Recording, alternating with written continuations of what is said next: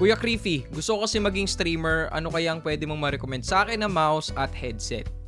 Okay, I got you. I-recommend ko para sa inyo is yung Logitech G102 dahil meron itong affordable price, adjustable sensitivity up to 8,000 dpi, precise and responsive tracking, both great for casual and competitive gaming. Lightweight and ergonomic mouse weighing about 84 to 87 grams at ito na rin yung gamit ko nung nagsisimula pa lang ako mag-content kaya subok ko na to. At saka itong Razer Death Adder. Ayan o, kita mo yan? Maganda rin itong mouse na to dahil ultra lightweight na around 63 to 64 grams. Merong advanced sensor equipped with Razer Focus Pro 30,000 optical sensor at up to 30,000 dpi. Sobrang responsive din ito with lighting fast 0.2 ms actuation. Isa rin to sa mga gusto kong bilhin na mouse so nagsisimula pa lang ako kaya try nyo, baka magustuhan nyo rin ito. At alam mo ba, sa sobrang mura nito, pwede mo makuha ng libre. Oh, libre lang. Ang gagawin mo lang, mag-download ka lang ng Timo app, i-enter mo tong code na to at piliin mo na yan. Regalo ko na yan para sa'yo. Advanced Christmas gift. Dagdagan na rin natin ang headset. Ito na rin, isama nyo na din doon sa code yung Razer Kraken X para yan sa inyo guys. Kaya make sure download yung Timo app sa mga cellphone nyo at check nyo rin sa website. Basta gamitin mo lang tong code na to for free na yan. Pumili ka lang. Pwede mo yan gamitin basta new user ka sa application nila. Kaya make sure to register sa Timo.